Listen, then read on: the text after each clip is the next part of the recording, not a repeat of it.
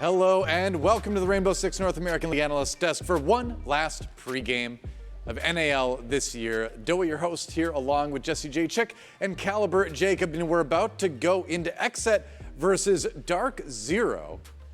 So before we get into that, though, we did catch up with DarkZero a little bit about missing the major. Obviously, it was tough, but here's what they had to say.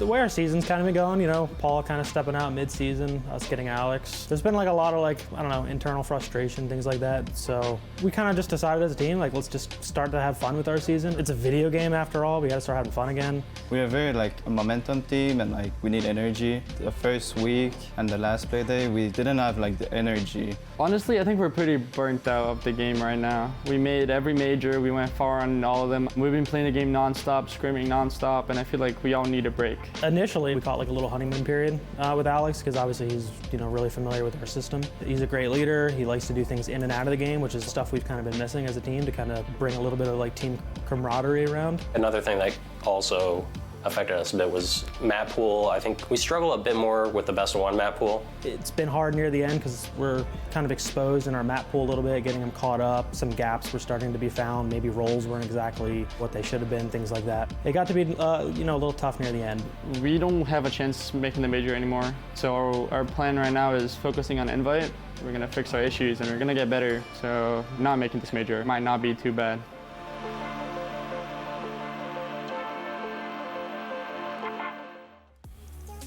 Well, that really is the story, isn't it? I mean, neither of these teams have a lot to play for in an NAL context. They have both qualified for the Six Invitational as of our last game that we just saw. And so now, at this point, it's a matter of, I think, just a little bit of practice, and even to a certain extent, not showing what you've got in mind for the Invitational, too. For sure, and have some fun, right? I mean, these are two great squads of Rainbow Six players who Totally. Probably wanted to go to the major. I think a lot of fans had these teams both going to the major. And so obviously they're disappointed, but have a good time with this game. You're gonna be playing pretty strong competition. If you can go to a frag heavy map, run around, get some kills, make some highlight plays, I think you're gonna be happy with that, even if there's not a ton on the line. There is some prize pool on the line, so it's not nothing. But these players do have pretty sizable salaries, so exactly how much that prize pool difference was. I For think context, it's not very much. Right now, they both sit in 7th and 8th place, which is $2,000. If one of them wins in regulation, they bump up to 5th place, which is $5,000. So there's still something, but if you're looking for motivation to come from this game, they both auto-qualified based on Parabellum not winning in regulation in the previous game, which means they're both in, which means they can't get knocked out of the top 16, so they're already locked in for this game. But to be fair, we were already kind of waiting for them to do that for most of the stage anyway. They were at 99% for most of the past couple of weeks, so this game is just icing on the cake to end out the year. That is true, and the funny thing is sometimes these games end up being some of the most entertaining, right? When the pressure's off for both squads, they're just kind of playing. It kind of becomes a scrim. They're kind of showing off a little bit, so I'm excited to see what they've got in store for us. But let's talk about DarkZero specifically here as we get kind of further into the prep for this one. DarkZero, a team, again, they both missed the major, but still a squad with this addition of Skies that I think has looked pretty good, and still a squad that with the proper practice in the offseason are a big threat for SI. Here's the thing, though. It's the last game with Skies, because there's no major on the line for them. I don't know if he's going to do anything else with this team past this game. He's been pretty vocal about the idea that they were going to finish the stage out with Skies, and then that was basically going to be it. So this is one of those rare instances where we kind of have an idea that this is probably his last game as a pro. He stepped in at the very last second. It wasn't a situation he expected to find himself in. He looked like he was pretty done after the SSG stint. He was just going to co-stream the rest of the games, and instead he ended up playing for 7 of them in one whole stage. I wonder, when you've got a chance to go to SI again, do you want to have that one last ride? Do you want to, or do you want to hang it up? That's the thing, right? Skies, this stage, was the best player on DarkZero. This game could choose that, could change that, but currently he's got their highest EPS, the best KD ratio, the best entry percentage, the best survival rating. Now, all of those are by pretty small margins. DarkZero has been winning games and losing games as a team. It's not been a carry by any stretch of imaginations, but Skies is still putting up pretty good numbers. And so, I think there is absolutely going to be a question mark around him sticking around or perhaps leaving as he initially planned. I don't think there's a wrong answer from DZ's perspective, whether they think that they will let him go and find somebody new, or whether DZ really try to hold him on, maybe bump up the pay. I don't know what they can offer him. But in either case, right? They could always pull some strings, try to get him to stay. I don't think that they have a wrong choice there because he has been good for them. But if there's a better player out there and he's not motivated, then I think that can also be the right choice. See, I also don't want this to break a very specific historical stat. There are 7 players in 6 invitational history that have been to every iteration of the event since 2017 on either console or PC. 2 of them are guys on DarkZero right now. Both Canadian and Eclipse have been on every single team or every single invitational. And Skies is also one of them. So if Skies doesn't stick with this team through the 6th Invitational for the next 3 months, then that streak is broken and we have one less player who has been to every single SI as a member of a starting roster. That's something I don't want broken. I certainly hope Skies sticks around because it looks like he's basically got an SI spot locked down if he still fits with the system, but I don't know. What's going on here? We got Kino over there talking to Pamozu, it looks like. Kino's wearing some sort of... They're both wearing onesies. Onesie? I don't know what's going on here. Some onesie collusion happening, but let's talk about XSET a little bit as we wonder what possibly Kino could be up to here. This is so much. This is the last day of school thing all over again. I guess so. Yeah, it's kind of looking that way. So XSET, we'll get back into it in a moment. XSET, of course, a team that has been looking very exciting all year round. Went the farthest of any North American team at the last major in Berlin. But stage 3 has been a little bit of a slump here, but maybe a little bit of a deep breath before going into the plunge of SI. Dude, I don't blame Kino at all for saying that they felt burnt out after all the results they've had this year. To keep up going to every event and then still remain fresh to a point where you can perform at your best, that's a really tall task. And I don't think that this team, in spite of how young this core is and how well they've been working together this year, would have been able to keep that same string of success going under these same conditions. I think it's good for them to recognize this is a break stage. We're not doing a rebuild because it's all the same players, but we do need to get a refresh at some point heading into SI. Now it's confirmed. They already know that they're going. They knew from weeks past that it was all but a certainty. And now all they really have to do is have a good closeout to the remainder of this stage, get a nice dub here, get up to 5th place, show everybody that you've still got it even if right now you feel like you're not operating at 100%. Yo, I just realized my aim lab score is only like 3 behind Kino's. There you go. Nice. Lobbing off. I mean, I think when you take a look in on XSET's kind of slump this stage, the big thing to take home is that it doesn't look like a different XSET from what we saw from stages 1 and 2. I think their biggest problems aren't new things that we're seeing from them, and I don't think their problems that we saw this stage are the reason that they're losing. The 2 things that I think statistically look the worst from XSET are A, their plants, which have always been some of the lowest in the entirety of the NAL, and spirits on the opener, which has always been a little bit rough. Stage 1 wasn't bad, 17-14, but was negative in stage 2. Worse in stage 3. Don't get me wrong. Stats have absolutely regressed in their worst moments for XSETs here in stage 3. However, I don't think their bad points getting a little bit worse is the main reason we're seeing XSET slumping. I think the biggest reason we haven't seen XSET succeeding to the same extent that we saw them previously was that their strengths have fallen off a little bit. When you take a look at the high points from XSET, historically, what's been really good for them have been their defensive win rates and their kills per round. This is a team that does really well on defense and historically has dominated on just getting kills, fragging out. And what have we seen? A massive drop off between stages 2 and 3. Defensive win rate 57, 61, then all the way down to 51. KPR 375, 373, 3.44 average kills per round. So when I look at XSET, I don't worry too much about their big problems. I want to think about how do we get this team doing well in the areas we saw them doing well in the first couple of stages. It's a valid point. And I mean, what do you think, Jacob? How do they make that happen? When you're on attack, I feel like you've already got a level of synergy that if for some reason not all of you are like there, not from a mental point of view, but just from like an energy level thing, I do very much concur with Spirits thinking that they require momentum. They need everybody to be energized on that roster. And if you're not energized, you're simply not there. Like the best example of that was TSM after winning SI. And we saw them, it took a bit for them to finally bounce back into a form that was noteworthy, but I think it's mostly just, is everybody actually in the server focused to the same extent that they can be? Your communication can still be good, your fundamentals can still be there, your own reliance on your playbook can be there, but if you are not physically like juiced up, ready to go for some matchups, then you're just not going to do anything for I guess like in their case, the stage as a whole. So sure, fair enough. Well, the map bans are in. Time to find out where we're going to go to play this one. Not going to be Cafe, we know that. Not going to be Villa. Not a whole lot of shockers there. Both teams banning maps they haven't won in a very long time. We see Bank and Sky. Nice to see DZ banning Sky. They kind of forgot to last week, it looked like, and they really got punished for it, so they won't make that same mistake twice. They're going to take it out of the pool. And then Oregon, a map that we haven't really seen from XSET, I don't believe, this stage, despite the fact that it's historically been one of their most played maps, or most played map of stage 2, but continuously they have been banning it out. So a bit interesting from XSET here in their third ban. Yeah, that one's a super high ban rate, 75% on the stage, yet they've played it 7 times and won it 4 times over this year. Yeah. I want a frag fest though. We have Border, we have Chalet, both still on the table. Like, if XSET can just nuke a club here, yeah, thank you. So either Border or Chalet, I'm very, very cool with, mostly because of what it forces you to do from an attacking point of view. If there is any environment to get Swifty on, just because this is the last game of the year, might as well do it on Chalet. This is one that I like a lot. For XSET, they are so far 3-2 on a 60% win rate, great on defense, 64% on the year, and most of that stemmed from when they got a slaughter of a victory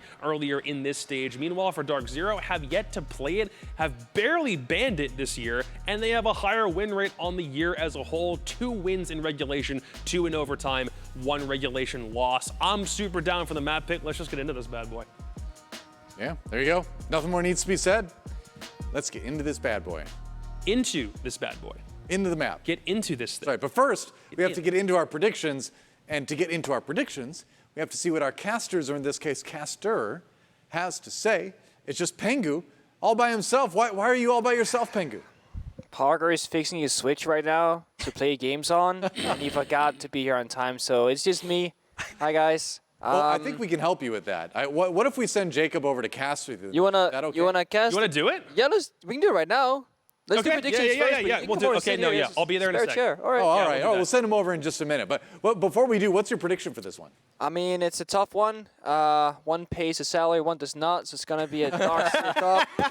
However, all my predictions have been terrible today, so a part of me wants to say XSET, so DC might win because I'm so wrong, but I gotta just stick my guts and say that the heart goes to the heart wants to go, which is DarkZero. So look, like DC's locked in. You could say real one. one. You could say one pays the check, the other reps the set. Just tell me that wasn't. What's more valuable? I hate it. Don't I hate really it, man. rhyme, but it's a nice try. Let me get something that actually gets a good reaction on this We'll desk have for Jacob- once. We'll have Jacob work on his flow in the off season. Don't worry. We'll make a rapper out of you yet. Thank you. I believe. Thanks, Pengu. Very we'll welcome. check back in with you in just a second. Now, to the desk. Jacob, how do you think this one's going to be? I mean, it's pretty back and forth. I do think that XSET so far, if they've already kind of acknowledged that this stage is a write-off, then I think their capacity to have fun goes down. And I think DarkZero are definitely in a bit of a better mindset where they recognize even if this stage didn't go exactly the way that we wanted it to, it's a map that they are already super comfortable with. I give them a slight edge, just a bit, mostly because I'm more disappointed in XSET's performance this stage than I am about the way that DZ have played. So I'll give it to DZ. All right, DZ. Intero also did say DZ when he was asked to do his prediction. Jesse? Well, rep the set? nobody has more fun than you, Doa, when you flip your coin. And so true. I'm going to, once again, for the second game in a row, You did get it right. It did get it join you. right. Yes, Yeah. my coin is undefeated. Canadian coins, despite going against the Canadian teams, have typically done quite well. 1 for 1 so far. DarkZero will be heads, XSET will be tails.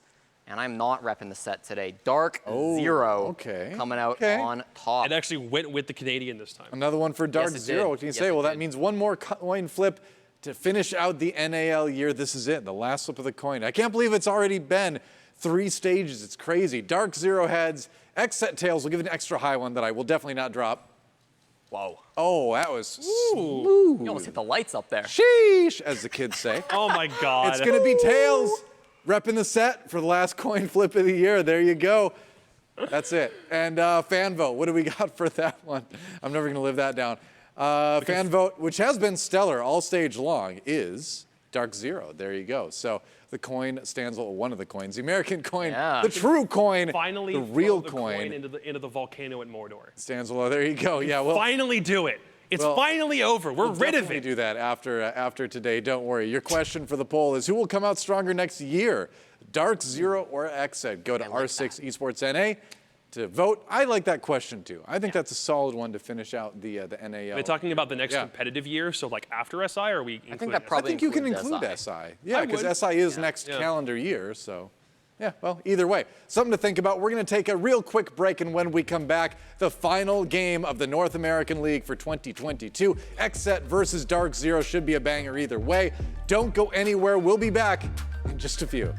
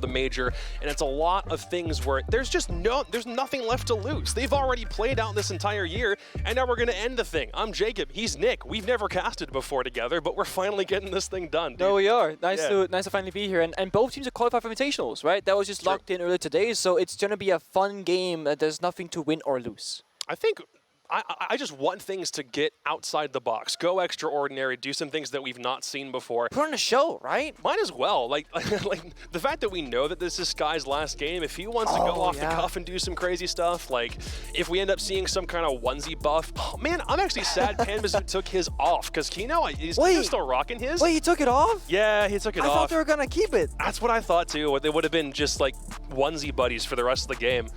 Man. Too bad, so sad. I mean, in a way, I kind of wish that it was going to be two players from the same team having like a duo synergy, because it is a bit of like an imposter syndrome if it's like, or imposters in where it's like there's one on each team, like who's actually on whose side in that scenario. Wait a second, someone check Kino and Panbazu's Twitter bios and see if they've got each other tagged.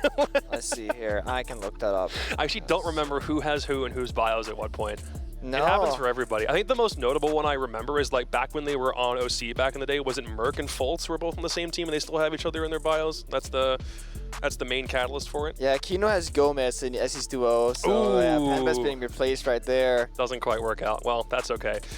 For both DarkZero and XSET, obviously the stakes are a little bit different for this game like we talked about on the desk. The winner in regulation, because they're both tied with the same amount of points, will get 5th place this stage, while the loser may remain down as low as 8th place, which is not the place you want to see either of these two North American Titans going. But we're heading to France. We're going to the French Alps. We're going all the way to the freezing cold. Okay. That was the in-game chatter, but it got missed by like a second. Thank God for Panbazu's sake. But basically, Kino just responded, "We are live, by the way." We're live. So don't say anything live that you wouldn't say off camera. Just don't be that guy. Well, all the way around, right? Don't say anything off camera you wouldn't say live. No, I was going to say, yeah, don't do that kind of as like a general point anyway, but yeah. Still. All right. Chalet for both squads, it's one that both of them have a 60% win rate or higher on for the course of this year. XSET got a good victory on it earlier this stage. DarkZero themselves have yet to play it, but they have not banned it very much, suggesting that their willingness to go to it is a lot higher. So if we take a couple of default ops off the board, it should be a relatively standard get. You said default operator. They didn't take any operator off the board from XSET's defense. As soon as I say that, you just straight up don't ban. XSET, what are you doing? We do get the assignment of the board for the defending side, which makes the attacking job a lot easier to deal with, especially with the library clear that most teams prefer to go toward. We get the Nomad for the flank watch, the classic Nook ban that we have to see every single game, and then a no ban from XSET, which means both Valkyrie and Mira and Kite will be open, but so is Thatcher. Dude, Kino wasn't kidding when he said have fun. They're going to do whatever they feel like on defense. For their sake, because they're on defense first, I guess the theory is why handicap ourselves when we know we're going to have advantage for this first half. For these first 6 rounds, we can kind of go around and do whatever we want. So I'm looking for the frisky picks. I'm looking for the ops that we usually don't see. If we end up seeing like a Tachanka on this map, I'm going to happy cry because it's last game of the season. We might as well see some ludicrous stuff come out of the woodworks here.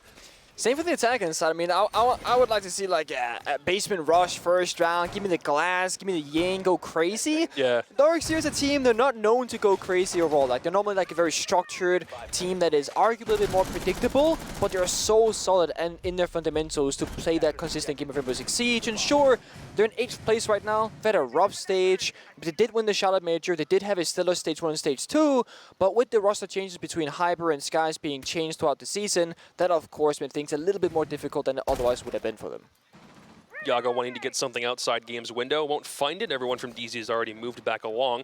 DZ had a Lion in their back pocket. Instead, Eclipse makes the Thermite switch, and already garage door is open. There are no denial operators for XSET, in spite of no defensive ban.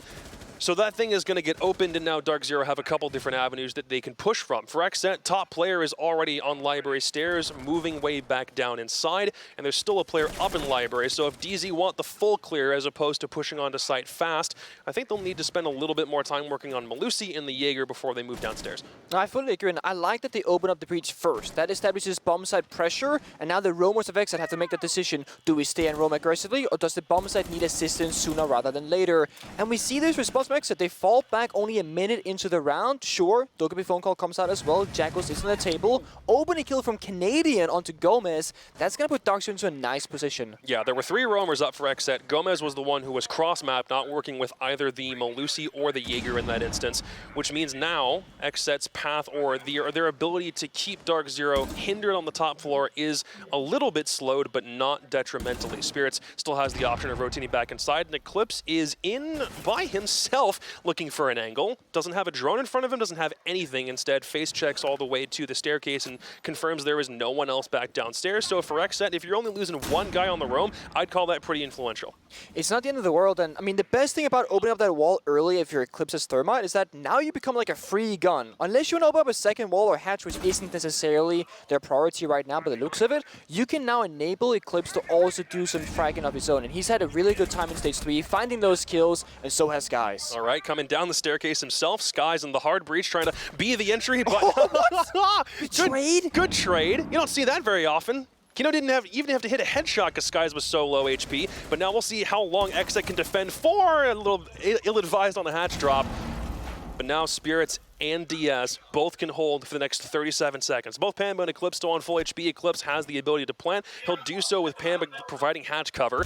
From the boat side, DS trying to deny. Does Eclipse have any HP off? He does. The double push down, but it does confirm it. Eclipse gets both by himself. Doesn't even have to worry about the additional cover from the hatch. He will do the whole thing by himself, and DarkZero started on top. And I was telling you, Eclipse, when he's put into the position of needing to find kills or win gunfights, he does it time and time again throughout the entirety of this stage. I want to see a world where you take him off the hard support, put him on an entry or a second entry, and see what he can do. And it's something for, in the European League, Playday from BDS, I've said that before as well, was like, put this man on an entry because they can do nasty things, because these are mechanically talented support players that just happens to play the supportive role, if anything. Okay, so Mr. DZ content creator, man, if you suddenly step into Brandon Carr's shoes and you put Eclipse onto an entry role, who do you then put on support? How do you mix things up? Well, the thing is, right, there is the question about Skies staying or leaving. So there is this world where theoretically you could get a support player instead of Skies, enable Eclipse more if you wanted that to be the case. Yeah. But it also depends, is Skies going to stick around? Because as you mentioned on the desk, Invitationals are on the corner. And he would like to keep that streak up, I imagine, for himself to attend every single event. At least with the SIs. So you could do a couple of things. I mean, all know Canadian is very flexible. I know that he hates playing the support role. He wants to have more of an actual flex voice in the team. And right now in Amaru, he could not do that if he was the support player. But you never know. I mean, he did win a hammer playing He support. did win a hammer playing support. He did do that. He has been known to play, you know, also like a supportive defensive cast. You're playing Pulse, Signature Operator back in the day as well. Yeah. So we know he can do it. Just not as fun. What were you playing when you won 2019? I was technically a flex player back then, technically that's speaking. But also the meta was so different, like the roles weren't as defined, it was more loose. I feel like nowadays, roles are much more defined by most teams at least, than what operators you can and cannot play. Yaga will start things out. Library defense to hold games for as long as possible. He has ADS coverage. Gomez holding the standard spot top fireplace with shield with additional My Magnets in store. But Canadian wants to work Solarium over, understanding a roamer will still maintain pressure up top that can also help with the library push at the same time. So DZ's first objective is to clear top floor before going for a site hit, because there's just too many things to pay attention to before you worry about the execute. Has looked for where the Malusi's hiding, isn't going to pop up, and Spirits manages to get out of dodge, but only for a second. He's just caught in the connector, and he will work his way all the way back up. I am surprised that Canadian didn't go for a flashbang or try and bait out the fact that, you know, either the person moves or you'll be flashbang and you're stuck to that ground and area. Instead, the pre-fire, you know, gives away that fact that he knows the whereabouts of Spirits, and he runs away instead and gets out alive, although with a bunch of damage being taken toward him. Other than that, DC, they gotta keep moving. We're looking for DarkZero to continue to set the pace. They did that already nice for the first round. Spirits grabs Canadian, so you have that entire roam clear idea completely nullified at this point, and Spirits can still maintain this entire north side part of the top floor. So now as DarkZero moves in, that's still something that they'll have to deal with. The idea might be for Spirits to make a rotate back because he is on low HP, but he won't have to do that for the next little while, up until this push comes through. NJR finally gets Yaga off Library Hatch, and gotta love those observer things that throw your character completely out of whack here. But at least for DarkZero's sake, they've evened the odds, but they will need to push faster here. And pacing is something that for DarkZero has been a big question mark for them throughout the stage. Are they too slow sometimes? Well, yeah, but Pambasu finds that kill, and a second team kill from Kino as well. What? Okay. And everyone's dead. It's just Diaz in the middle of a fight that definitely should have belonged to XSET as they were making the push over. He's got to find 4. He's already got Library completely surrendered to DarkZero. He's looking for an angle back down Fireplace if he can nab it. But DarkZero themselves will also need to make a coordinated push. Diaz, technically, if they all drop from the hatch, I think he's got an angle to make it work, either from the one in Library or otherwise, but no one's really made a play for sight yet. Finally, there's one back in default. It looks like Eclipse might be going for the plant spot first. Oh, no! He downs Diffuser! He still had it! The guy with Diffuser went and tried to claim the last kill, and it almost is a nightmare for DarkZero if they don't have someone there to cover for it, but luckily they do, and now they're up 2-0. They might be listening after all, because Eclipse is getting all of that action right now, trying to get into gunfights and having a great time, but with 5 seconds left on the clock, that right there could have been a disaster if Pamba wasn't there for a quick trade afterwards. He's trying to do his best Forrest impression, apparently. Get all the frags on support. He's doing his best. I mean, the thing about Forrest is that he will just find himself in the midst of the bomb site, seemingly out of nowhere, and it just works. And I don't understand it watching it ever, but it's beautiful to watch. It was the kind of play that Drip had back when he played for Beast Coast, and it's a mentality I like, playing super aggro support, or at the very least getting done what you need to get done when you're playing one of those roles. If it's opening a wall, if it's utilizing your smokes, if you're playing Capit's out, and then going off and finding kills. It's not that you have to be the one tasked with doing the dirty work and then planting. You definitely can have some fun here and there. Especially right now. I mean, I don't think the meta has ever been as aggressive, but like calculated aggression, if anything, because like back in the day, people would just play more sloppy. Like this, like 2017, 2018, 2019, Rainbow Six Siege. Everyone just played much more loose and sloppy, and we weren't as defined in our playstyles. Whereas now it's like calculated aggression, where you say, okay, we're gonna send these 4 roamers around the map of Chalet with one guy holding the basement bomb site, for example. It's calculated and decisive. and it's a play style that you feel like, okay, the attackers and attacker repick, they have so many different ways to, you know, pick apart the map. We need to stop them early in the round, and that's why we see Yogg, for example, smoke with FMG, going for aggressive peaks, potentially if there was an enemy there, because you have to. Look, man, you're not supposed to do that. I get the smoke FMG play, but there are some things you just can't do. And he dies for it. With all 3 Toxic Babes in his pocket, looks for spawn peak and gets demolished by a DMR. That is a problem. Or wait, not a DMR. Was it Skies who got that? It was Skies that got the kill. It looked like a DMR for a second. I actually thought it was Dokubi that got the kill on the top right as well from DMR. So right, exactly.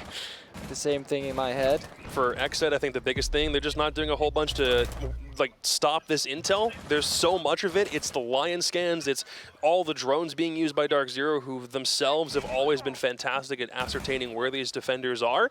And you lose Kino in the process, so you've lost an anchor, you've lost a roamer, you're already dropping, I think, too many bodies to make this round salvageable. But DarkZero's pushes sometimes, when they worry about the execute and they try to focus on too many things at once, it definitely could come back to bite them here. It could. The great thing for DarkZero, however, is that they have so much time left on the clock. Minute and 35 seconds to go. They don't even have to worry about their ones if they don't want to, but the Frost Trap and Diaz together combined, they find a free kill onto Kino. Got a little bit too aggressive. Looking to at least hold off from Trophy as well. NJR, when he makes the vault in, he's definitely going to have to look for the Frost Mat as well. We saw a couple people earlier in the day be apprehensive, look at the Frost Map, but then not actually shoot it as they were moving through windows, so you have to be a little bit more careful. He does get inside, nab Spirits, and now both Gomez and Diaz have it to do. They can hold each other's crosses, but they're not defending the bomb site proper, so they will have to move. Drone comes back in, Gomez has a nice kill, but again, there's the trade. NJR's got perfect coverage back from Trophy window. Now Diaz, if he wants to move in, maybe he's got a shot. He'll move back inside connector, and he'll stay alive for now. But Habana's going to move right in, find that frag. Skies gets the first one and the last one, and DZ are not to be stopped in this one, it looks like. It looked like Eclipse made a massive mistake there, droning on the Solarium stairs, whereas NGR on the Trophy window, who's just a little bit too slow for the trade, or at least to save him rather, but the trade did come through in the end. So it's a nice 1-for-1 at worst for DarkZero, and it's once again their fundamentals kind of shining through. XSET are just kind of lashing out, trying to pick fights 24/7 across the entire map, and they're not really doing the calculated aggression part, because they're not really sending 2 members to fight one enemy of DarkZero. It's just kind of Kino and Yogg looking for individual gunfights and not ending up winning them. Right, they're not looking for the roam clear and trying to isolate the 1v1s, and I think a big telling part about this game for XSET, they're down 3-0, didn't use their timeout. They've already been like, well, it's not to say that they're writing the game off, but they may be in such a no-pressure situation right now where that's not so much their concern. They don't need a breather to figure out what's going on. I think they fully understand what's going on. If we're seeing Yaga FMG smoke spawn peak in 30 seconds, I think they have full understanding of what situation they're in, but they're not that concerned with it. So on their side of things, I want these spawn peaks to work out. If one wants to get crazy with it, you might as well get something back for the effort that you put in. No, I mean, for sure. Also, if you end up getting a successful spawn peak, it's going to force DarkZero to play slower pace, or you can just sprint toward the building because you'll die. So we see Kenan already now in spawn, precautiously looking at the windows, the doors, etc. to make sure that there aren't any spawn peaks happening, because even though they haven't died to them yet, they know that they're occurring almost every single round. For DZ, it looks like it's basically as it's gone for this whole game and just how DarkZero plays, and yet again, they're the ones to open things up. Kino has been ineffectual this game so far. In spite of playing on a roam role, not able to do anything for these last couple of rounds. Yaga wanting to get something himself, but he'll get swarmed on here. I think one was coming Mud, and he will have plenty of ops coming from several different angles to stop him, because now the roam for XSET's been pulled back, and it looks like it's been pulled back rather early. No one else from the team is anywhere on the top 2 floors aside from maybe hugging the staircases right now. Yeah, it's just like the downside of losing a member early is that you don't really have the leverage to stay for much longer. You also know that the odds are there's going to be a Jack on the board, because that's something that DC loves to play. They played it earlier today as well in this game. And Pampersu is in fact on that operator, so if you stick around with it too long, too aggressively, you will just be an isolated member. And then again, you're playing 3 versus 5. So cut your losses, play the 4v5 instead, play together, make DC drone out the entirety of the map, check for footsteps, etc. Make them go through that 1, 2, 3 execution step, where it's like getting open the breaches, the hatches, etc. And then see where you can find somebody isolated.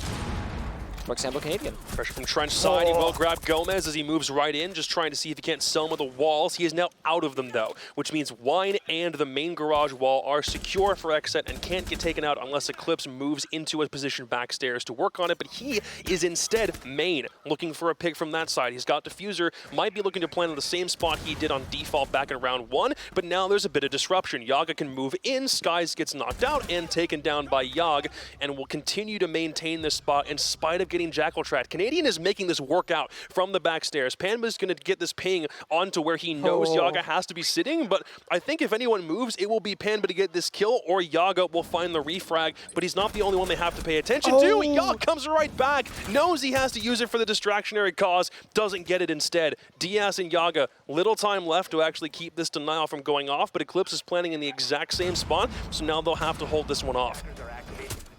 Waiting for it. Eclipse is going to stick on the diffuser itself, and he will keep on finding these frags. He's the everything man on this bomb site for DarkZero, and NJR will clean things up. That's 4 in a row now for DZ. Yep, every single time things look a bit dire, DC, they bring it back, and XSET, they're not finding as much value as they want. There's a nice isolated kill onto Skies in the blue stairs, but then you're stuck in a corner, and even though York won the gunfight against Pambasu, baiting it nicely with that Jackal scan right here, it doesn't end up paying it out for them, because while that's occurring, you got the rest of DC walking through side, establishing a plant in a crossfire, and then we see it, Eclipse plants the exact same location, same kind of coverage, and successful round for DarkZero, 4-0. Getting some crazy deja vu from this already, man. Like yeah. XSET themselves, same bomb site rotation, same plan for DZ. This is spicy. That is a Cav and a Doc and a Capcan. Yep. What on earth am I watching? I mean, the Capcan we can write off as like, they're just playing around the traps, because like, that's a thing, right? That's fine. But the Caveira and the Doc, I mean, Diaz has been promoted, like that good old meme goes, 92 Dream Team, right? He is now the Doc player. But Spirits is going to play a Chalet Caveira, which is something that is unheard of, basically. All right. I'm curious if Chalet Cav has a 100% or a 0% win rate after this round. It's not the first time we've seen XSET play Doc, funnily enough. That was when Yaga played it on Villa from Stage 2 when he played it with a shotgun. Oh, yeah, that's right. We don't have a shotty here, but I definitely think this is a like determinant of where XSET's mindset is at right now. I think Spirits just shotgunned a bit of Yaga's HP off in the process? It's very possible. Where's it gonna play? All right, everyone write this down. If you want to play Cav in your ranked games, do exactly what Spirits is doing this round. Hide in the bathtub? Hide in the bathtub. Do exactly what most Cav players do until they think the site is clear, then flank late. That's exactly how you play Cav. And then half the time, you know, enemies are going to be on the bomb side, you're 1 versus 4, Yep. or you might get an interrogation win the entire round for your team. It's either or. All right, so if Bathroom doesn't get you any kills, go under Trophy Window. Become the Frost Trap. Become the Frost Mat, basically, yeah. I mean, the story here is writing itself. I mean, everyone's dying besides Spirits, who's yet to find that interrogation, and no one's really near him either. He's determined to get this late flank off. NJ He's finds gonna be Kino. 1v5. He will be. It's literally the Doc and the Cav are the only 2 ones left. Doc is the one on site looking for anything here. No, sorry. Doc isn't even in that position either. Oh, Cav looking for a frag or just looking to escape? He's out. Escape will be the play instead. He's back. But it's oh, just one of those things. Diaz has to find 5 kills now with Doc. It's either a superb Cav play or a Doc ace. We'll see if the distraction works out. Instead, Panbazoot gets down from a Capcan trap, and DarkZero finish off the meme play. I think they also know XSET's not really taking this one too seriously. Yeah, I think DarkZero now knows exactly where XSET is coming from, seeing that operator lineup. But the thing is, and I mean, there's ways to go about this. You can either say, I want DC to match the energy from XSET and have a really good time and show us crazy stuff. Or you can say, I want DC to just end it right here, right now, because otherwise we could go all the way to OT if things get too funny. Look, this is a meme game. We've already established it, but Mint is allowed to smile. He's allowed to not look stressed while his team plays. Like I think Mint, like most coaches, like speaking from like Shaz's perspective as my former coach, is that he's not really worried about this game. He's like, oh snap, we got invite coming up. Who's playing? What are we doing? Yeah. What's the strats gonna be like? What group are we gonna be in? Like, you're always thinking what's next, right? You might be thinking, surely they get a break because they didn't make the major, etc. The thing is, for most teams, when you don't qualify for something, it's almost like, sure, you get a break, but now there's even more motivation, but also more work usually required to catch back up to speed. You can't take it slow because you didn't qualify. You can actually speed up and get back on the horse. So I think Min's he's already working again in his head. The thing about this is for XSET, I hate to break it to you, but we do still have to do statistics for this game, which means when we start getting into SI territory and we start looking at how did these teams rank on attack and defense, their defense rating was already like 8th place. Now it's going to plummet even more. Unfortunate for XSET. Maybe this is a 200 IQ play, right? Because if we're doing analytics on it, I mean, show their opponents, right? So they feel, they suck on Chalet defense. Let's take them to Chalet. Yeah. And then you see the real XSET show up to the party, and all of a sudden, they're actually not that bad at defending Chalet. I was going to say, this also probably, if DarkZero ends up winning this game, would also tank XSET's win rate on this map. It was already at like 60%. Now it's going to be 50. They're going to be 3-3 on it for the year. That's if DarkZero are able to close this thing out in quick time. For XSET, it's basically the same thing they've been running when they've not been memeing around. Yaga's still playing FMG Smoke, still only got 2 frags. Kino upstairs looking to deny up top for as long as possible. And if XSET relinquish this massive head start they've given DZ, that's going to be a problem. No, it would be. Absolutely. And DC are still playing it slow because for once, XSET are not really giving them any kills now, running into their crosshairs. They're sitting nice inside the bomb site, or around the map, should I say, rather. They're out downstairs inside of kitchen. Roam up above, goes for a swing, no damage goes through. Kino still looking for some roaming success, yet to find it. DarkZero, they really are just holding on angles, waiting for something to go on. But XSET, they're matching that same energy, not moving too much. Yeah, it is nice when you don't lose a player immediately, and then you have to start thinking about what your fallback positions are like and when you need to retreat. Instead, everyone for XSET is still alive, but now DarkZero has to spend even more time clearing and less worrying about exactly what the execute's going to look like. Gomez will shoot drones. That's the second line charge for Eclipse. It's going to hold everyone in place for just a second. And Canadian is going to hold off, and he will find Spirits as soon as he whips around the windowsill. He almost dies there. Spirits would love to find a kill on this roam. Everyone from XSET is negative right now. And if he's able to do it, it should give XSET a much bigger leg up. Vault over Solar Stairs might mean there's a flank happening here. Does Pam have any idea that there is one behind him? No, because that position has already been cleared out by DZ. 3 players left. Spirits knows it was a nice frag. A lot of nice comments in chat here with nice shots and whatnot. And Canadian himself has been hitting and winning almost every single gunfight he's been in today so far. Next set, they're trying to find some of their own, but it's a 3v5 with 25 on the clock. Waiting for the push back down. Ooh, Diaz very nearly gets his head taken off. Oh, a little bit of a miscommunication, almost a team kill in the head. Pamba will make the push instead. Diaz wants to prone. There is a response back, probably playing the long angle. There are some kills immediately at 2v2. NJ wants the pursuit. If he can get the kill downstairs, then they can transition to site. They don't even have Diffuser in their pocket. It got downed. XSET's first round comes from not having Diffuser in the right spot, and it's a 5-1 half. XSET, I don't even think they were expecting to win that one. The win off the clock, but that is also a way to win. A little bit of celebration there. It's 5 on the board, and I mean, that's one round. I mean, we got more to go, of course, but you got to be happy with what you get here. Now we got to see if XSET are going to be as crazy on their attacking side as they were on their defense. The thing about explosiveness is that for the attacking side, it actually can work quite well because it's so unpredictable. Whereas on the defending side, I mean, you're always going to be roam clearing as an attacker. So DarkZero can roam clear any kind of aggressive play that XSET makes a move for. But if we see Spirits on Blitz, and we see the rest of XSET just follow up, you can't really prepare for that. You just got to look at what happens and then try and play it out in the moment. So I'm curious if they're gonna do it. You said Spirits on Blitz. I'm now waiting for you to like summon that.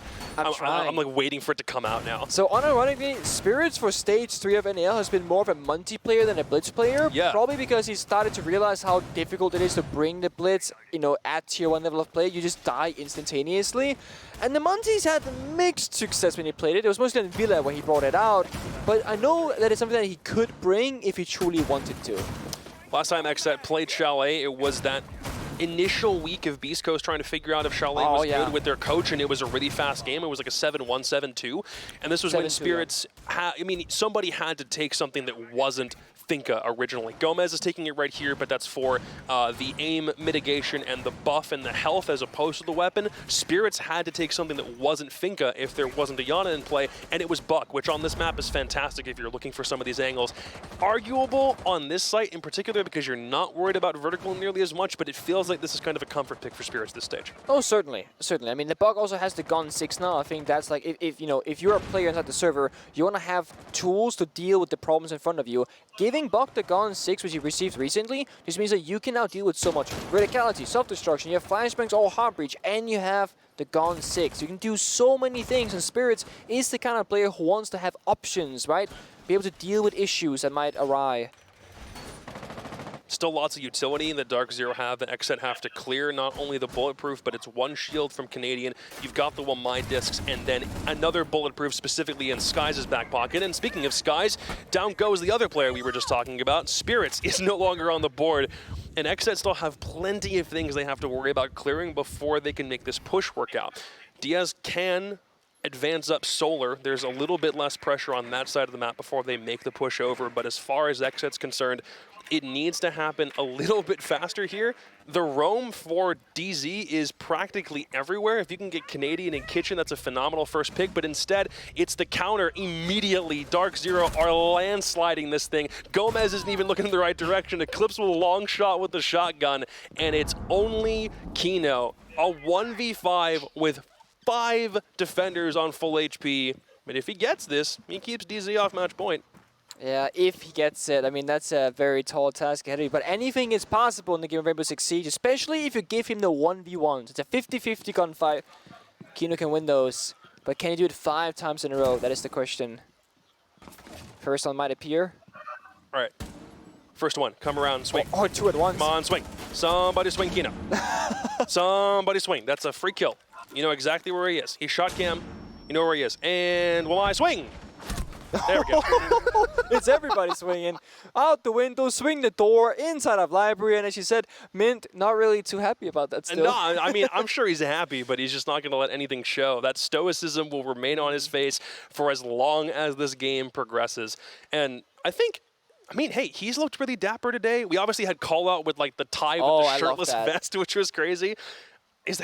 Has every single coach so far today actually done suits like Larch was hoping? As far as I have seen, I haven't seen every game, but as far as I've seen, I have not yet been like, oh, you're not wearing a suit today. What's up? I know Garrett did. I know Pojo. Yeah. Pojo in a suit Pojo is a very interesting sight. I don't think I've ever seen that before. It was lovely to see. It was great. It's like an image I've just never burned into my brain until the first game this morning. So that was curious. And then obviously everyone on the talent team still did. Yeah. Thanks, Larch, for making us dress up for the last day of the NAL this year. Really appreciate it. It's fun because I brought up the question like 2 weeks ago, like, oh, do we dress up for last day? People go, nah, we're not going to do anything. And then it gets brought up that we should because Larch is like, yeah, let's do a suit day. And now everyone's doing it. So yeah, thank you very much because I think it's fun to do a little last Playday thing, you know? It's true. And DarkZero certainly have put on their Sunday best as they are just out here punishing XSET's ridiculous plays. I'll one-up you. I said Blitz or Monty. They're bringing both. Oh it's gonna my be God. Spirits and Gomez, the shield duo with glass and smoke grenades from Yage to follow. It's gonna be a garage, main breach, 5-man chaotic execute, and the round will be over in 60 seconds from now. All right, no denial. They've already ascertained that's not there. They don't have any EMP nades, though to be fair, there is a mute. Does he have a position? Is there no mute jammer on this wall, or has it already been destroyed? I think they're in position trying to make sure that they can get their shield rush to work. He's got it. Here comes the wall. And wait, he's not. Wait, that's such a tease. Wait, what the heck? He's standing still. He's not rushing, except they're going to go backstairs. So they're that's faking fine. the backside execute instead?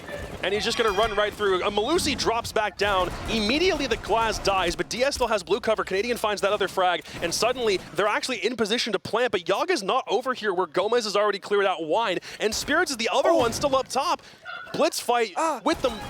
No, he's got the coverage. Somebody has to die here. Instead, it'll be Spirits to clean Panmizu up. Can he get them both? It's not going to happen. It was so close. But instead, it's still Yaga with cover from the Monty. Has the ability to plant instead. Eclipse comes back around. It's up to Gomez to clutch 2v1 and potentially plant this thing. The rush strat with double shields from XSET really went into their back pocket of the playbook to pull this one out, but it doesn't look like it's going to work. Canadian grabs the last kill. DarkZero finished their season with a victory. They secure themselves at minimum 5th place in Stage 3. And just like that, the North American League in 2022 has come to a close. That is I love that final round for everything that it was, but also everything that it was. I mean, I was expecting the main push to come through immediately from that blitz, and then they didn't do anything with it. It was a delayed execute. They go backside instead, they double fake it, then the blitz comes in, and it came down to a 2v2 into a 2v1. So it's a nice try, but I want to see more of those kind of rounds. See, those plays would be phenomenal if they worked, because then we'd be talking about them in like demo breakdowns, or we'd be recommending, hey, if you want to win in your ranked games, try some of these things out. It's not to be in either case for XSET and their whack strats.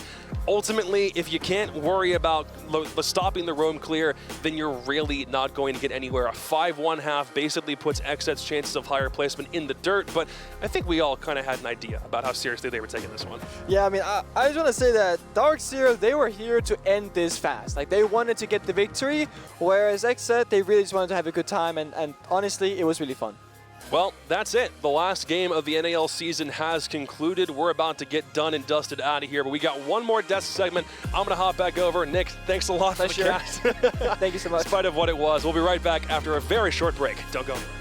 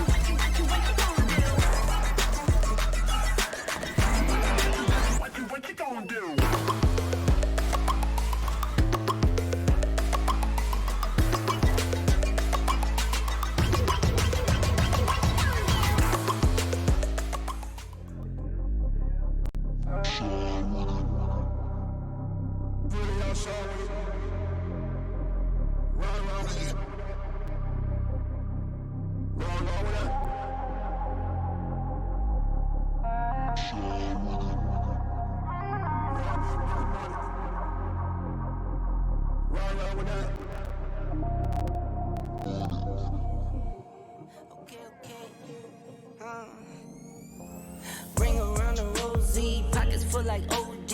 I can move just how I move, cause don't nobody know me. Low key, still do more numbers than your fate. You can hate, but you can't say that I've been missing any place. Any fool, what it do? Moving quick, bustin' moves, steps ahead, cause I'm out working while you trying to catch a snooze. Keep it smooth. Not concerned with other dudes or what they do. Keep it true, I kick the truth. I'm not here so I can lose. Yeah. How'd you like it back? Tell the bank, tell her on us. Put in overtime so I do what I wanna. Yeah. Alright, yeah. Okay. Hey. Alright. Yeah. Okay. Hey. Yeah. Full court press, none stress when I'm working. Full court press, none less than 100. Full court press, straight flex, close the curtain. Full court press to the top from the surface. Yeah, and I stay humble. Hit me for a feature, don't you come with no petty numbers. Talking about some leverage, but you been happy.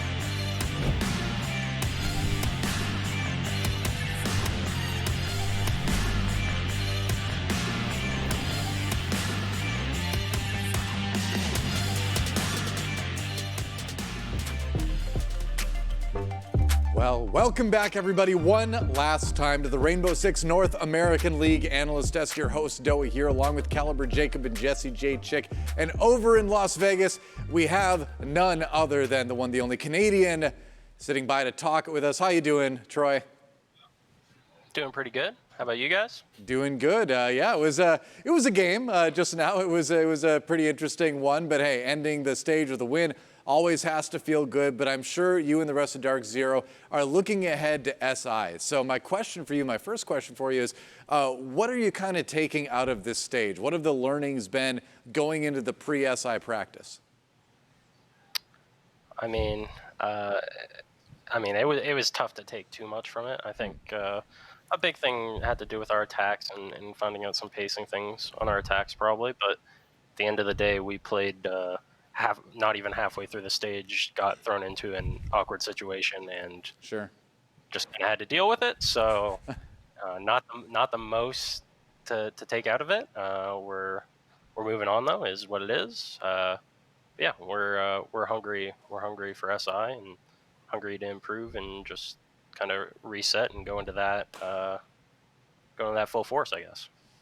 Canadian, maybe you won't want to answer me, but I do want to ask the question that I think everybody wants to know the answer to. Obviously, Sky's coming in was supposed to be temporary. He's not, meaning to play with you guys forever. But given that he played pretty well with you guys, and given that you guys had a pretty successful stage, even if you didn't make the major, is there any chance that we might see Sky sticking around for next year for SI for important tournaments?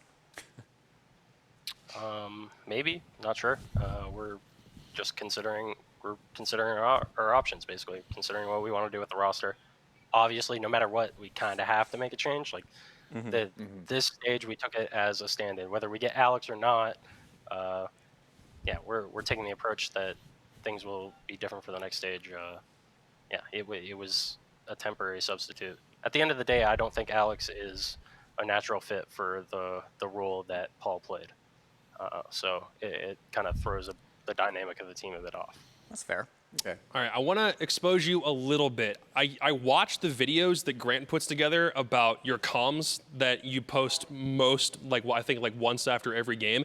And something I've noticed from Charlotte until now, and you can tell me if this is a trend, Mint will continue to reinforce communication and always ensuring that there is talking as opposed to no talking. Is that something that you've been able to improve on more and more as this year has gone on? And is it just the clips that Grant happens to catch are always the ones where he's talking about making sure that there's stuff happening in comms? Is it a super common thing you have to work on?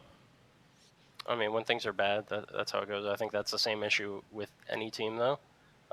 At the end of the day, the way mistakes are avoided and the way you improve on these things is you constantly reinforce it. You don't just say, hey, let's get better at this, and then, that's it. We're better at it now. It's every single day you remind yourself, okay, we need to do this. We need to do this. We still need to do this. We still need to do this. 6 months later, we still need to do that. And just reminding yourself the whole time. So I don't think it's a matter of it's not clicking. It's just that's a coach's and a leader's responsibility, is reminding the team of what we need to do. Fair enough. So one more question before we let you go here. So as one of the most experienced players in Rainbow Six, and someone who just this year alone has seen very high highs and then some very challenging times too, I want you to kind of, if you can, give us sort of a little bit of a life of Canadian year in review kind of thing. Looking at your whole career and then looking at this year, what's your feelings about this year versus your career in its entirety? I mean, I think overall the year was pretty successful. We won a major within under a year of me being on the roster. And then obviously some things happened, as they do with life, with the team. Like it's just how the way things work, right? There's obstacles and you have to move past them. So, things got in the way. We've had some hiccups, and we're just kind of resetting again. It's basically, I think, coming into this SI, going to be a new project, basically.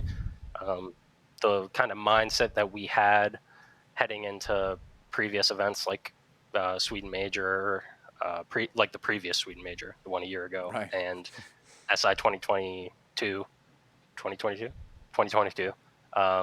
heading into those, just like thinking of it as constant improvement and just trying to continue to improve and improve. And I think that's kind of how we're going to look at it. I don't think we're going to have the expectations of, Charlotte Major champions weighing on us. Maybe other people will have that, but I don't think we will have that for ourselves. At the end of the day, we'll be a new team coming to SI, and regardless of that, we haven't even qualified for the last two majors. So just kind of resetting and continuing to look to improve. Yeah, fair enough. All right. Well, thank you so much for giving us your insight, for taking the time to chat with us. Congrats on the win today, and then good luck with all the prep going into SI. Sounds good. Thank you very much for having me on. All right. So Troy, Canadian from DarkZero. Always fun to talk to him. He's always got that insight of that extreme veteran, successful pro gamer. Always love to pick the minds of people like that. And DZ, hey, winning a quick one, 7-1 over XSET. Clearly XSET not taking this one ultra seriously, I think we can say. But hey, it was entertaining to a certain extent. Jacob, you casted that one. How was that for you? In moments like that, you try to find like the things that you think are serious for as long as you can determine that the game itself is being serious, and then you see a Cav and a Doc picked in the same round and you realize all logic has gone out the window. They're basically just doing whatever they feel like because they've got a platform. It's their very last day. 2 of their players showed up in onesies. It's just, it's that kind of thing. When you know summer break is right around the corner, you don't have to do anything super crazy, especially when you know a game like that doesn't matter for anything aside from additional prize pool. I don't blame the guys. It's fun to have a stage end that way. I was one of the games of Rainbow Six of all time. It certainly was. It was a top, like, however many thousand or million games of Rainbow Six that have been played. Wait a second. What is it with me and casting XSET games that immediately turns it into a meme frenzy?